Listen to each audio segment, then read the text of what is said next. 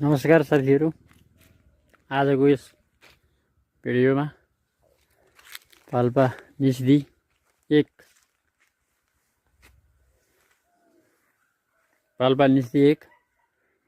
बाकामलाङमा बन्दै गरेको भौतिक संरचना चौपारीनिर ठुलो पिपल चौर भन्छ। निस्दी गाउँपालिकाको मात्रै नभइकन यो लुम्बिनी प्रदेशकै सबभन्दा ठुलो पिपलको बुट्टा पनि हो। 300 वर्ष पुरानो र यसलाई मर्मत गरी प्रतिष्ठालाई जस्तो गराउनको लागि भनेर यहाँ केही संरचना निर्माण हुँदै रहेछ। बजेट प्रदेश सरकार, लुम्बिनी प्रदेश सरकारको सौजन्य अनुदानमा यहाँतिर वाल उठाएर बस्ने ठाउँ गराउनलाई तयारी गरिँदै रहेछ। यो गाउँतिर जाने बाटो हो। यता पनि चोक छ। यस्तै यतापट्टि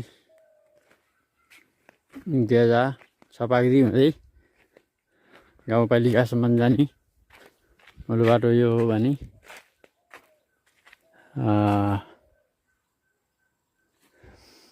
यता सुवाराथर भन्छ। यता हाम्रो शालिग्राम पाण्डे नेकाका नेता पनि हुनुहुन्छ। उहाँ सीता पाण्डे, शालिग्राम पाण्डेजीको घर अगाडिको यो चोकको पिपलको चौतारी बुटो हो। यदि ठुलो गोलाइ छ पिपलको।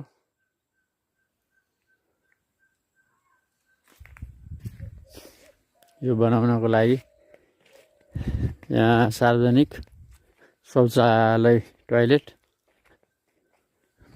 बनाउनलाई खाल्डो खनिँदै रहेछ। यहाँनिर नजिक स्कुल छ। यहाँ अगाडि प्रावि स्कुल, बालिद प्रावि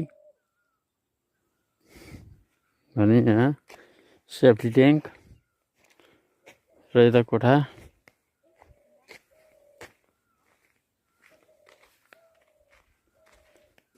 भन्ने गरेको अवस्था छ भने यहाँ प्रतीक्षालय बन्ने ठाउँ रहेछ।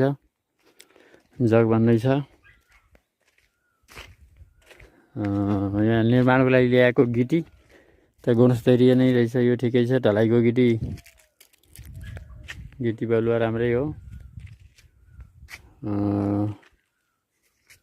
तर यो प्लास्टर गर्ने पनि नमिल्ने जस्तो बालुवा रहेछ। यति मसिनो धुलो जस्तो उडेको धुलो, मतलब साह्रै मसिनो काली नदीको बालुवा हो भने त। तर अलि मसिनै भयो। यो त जोडाइलाई त नमिल्ने, प्लास्टरलाई पनि यो अझै मसिनै हुन्छ। योभन्दा खरो प्लास्टर गर्न पायो भने अझै पक्का हुन्छ, बलियो। तैपनि प्लास्टरलाई त मिल्छ, जोडाइलाई सहित यस्तो ल्याएपछि यो चाहिँ गुणस्तर युक्त लागेन मलाई। बाटो पनि हालसालै रिकन्स्ट्रक्सन भएको रहेछ, पुनर्निर्माण। यो लगभग 25 वर्ष पहिला जोडिसकेको बाटो हो। 55 सालमै यो खनिएको। 55, 65, 75, 20, लगभग 25 वर्षै भयो। 24-25 वर्ष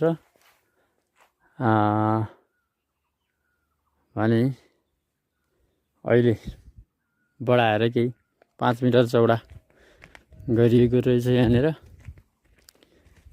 र खन्ने काम पनि यो निस्दी गाउँपालिकाको नै बजेटबाट 4 लाखमा 800 मिटर विस्तार गरिएको रहेछ। खनाइको तरिका पनि ठिकै छ। छन त यो राम्रै रहेछ। राम्रै ब्लेडिङ गरेर छेउसम्म पनि ब्लेडिङ गरेर मिचेको छ भने माटो यो अलि फुका माटो छेउबाट अलि पुरै फालिएको रहन्छ। यो अब थप श्रमदान भन्ने कि छुट्टै बजेटबाट पनि यो छेउको लाइनमा थुप्रिएको माटोहरू पनि हटाउने या खान्ने गर्न सकियो भनेदेखि बल्ल यो पानी आएर भिज्दा पनि डिल चाहिँ नि भासिने, यताको थप बाटो पनि झर्ने गरेको देखिन्छ। यो चाहिँ बर्खाको पानीले त्यसबाट जोगिने हुनको लागि चाहिँ यसलाई थप मर्मत गरिदिन अलिकता इन्जिनियरिङ काम चाहिँ बाँकी रहेछ। हुन त अब पालिकाले पनि यसमा निर्देशन केही छैन होला। तर मैले मेरो अनुभवमा विगत 20-25 वर्ष पहिलेदेखि नै यो बाटोमा हिँडिरहेको छु। पहाडी क्षेत्रको बाटोमा अलि भिरालो ठाउँमा नै यस्तो डिलमा माटो राखिरह्यो भनेदेखि त्यो माटोले बर्खामा भुँडी फुलेर ग्यास्ट्रिक हुँदाखेरि पखाला लाए जस्तै यो डिलमा बाटोको छेउमा पनि पखाला लाएर सबै झाडा बान्ता जस्तो गराउँछ। मतलब बाटो नै आधै झर्ने हो। पारीनिर चाहिँ त्यस्तै छ। मैले पहिले पनि एउटा भिडियोमा हालेको छु। पारीको त्यो चौतारीनिर पुरै आधी बाटो झरेको छ। यस्तै चौडा 5 मिटर चौडा गराएकोमा 2.5 मिटर रहेर लगभग 2 मिटर जति नै भनौँ 2-3 मिटरै झरेर डिल चाहिँ सबै सफा भएको पनि छ। ठ्याक्क त्यहाँनिर पारी यो पूर्वमालाङ जाने ठाउँमा पारी यो यसको सिधा साइडतिर त्यस्तो धेरै भत्केको देखिन्छ। यो पूर्वमालाङ गाउँ हो। माध्यमिक विद्यालय अथवा निस्तिएको माध्यमिक विद्यालय हेलपोस्ट वडा कार्यालय भएको ठाउँ पारीको एरिया हो।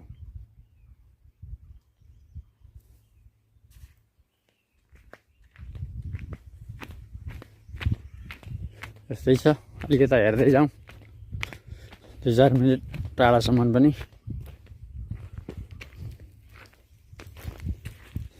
यसरी साइडको माटो तर यो चाहिँ अलि ठिकै हो।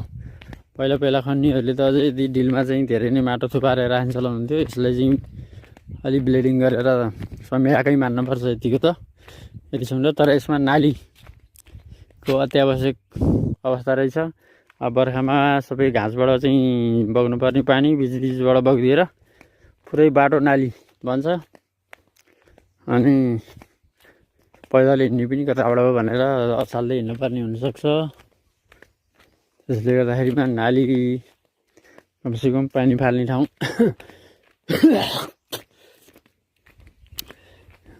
प्रत्येक 1 किलोमिटरमा कम्तीमा 10 ठाउँमा नभए 20 ठाउँमा सके पनि हुन्छ। नभए 10 ठाउँ जति त कमसेकम 1 किलोमिटरमा 10 ठाउँ जति त यो बाटोबाट पानी क्रसिङ गराएकै हुनुपर्ने हुन्छ। बर्खामा यहीँबाट भल झर्छ। पानीको मूल पनि फुट्छ यो खोल्सामा। यहाँबाट आएको पानी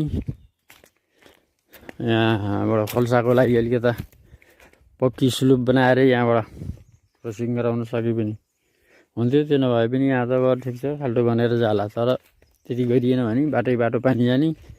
यत्रो कान्लादेखि यत्रो पाखादेखि झरेको पानी सिधै बाटोमा आएर बाटो नै खोला बन्ने यो अवश्य हुनसक्छ। त्यसले गर्दा यो अवस्थाहरूबाट मुक्ति पाउनलाई पनि बाटो खन्ने सँगसँगै तुरुन्तै नाली पनि खन्न पर्छ। मैले त नालीको लागि बकेट पनि लिएर आएको थिएँ त्यहीँ खन्ने होला भन्ने सोचेको थिएँ।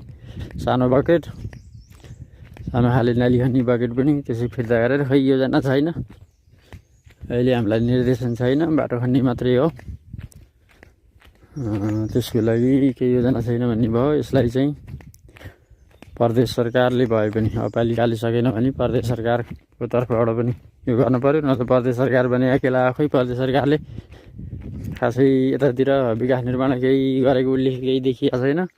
मावि स्कुललाई पर 8 साल सोलर दिएको छ। बरु सोलर प्यानल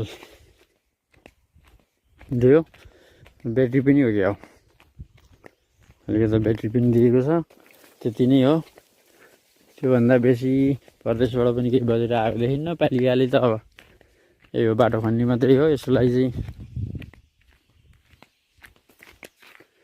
भिन्न हस् त अहिलेको लागि यति नै हेरौँ र सम्बन्धित निकायले यसमा पनि विचार पुर्याओस् भन्ने सदिच्छा राख्दै आजलाई बिदा।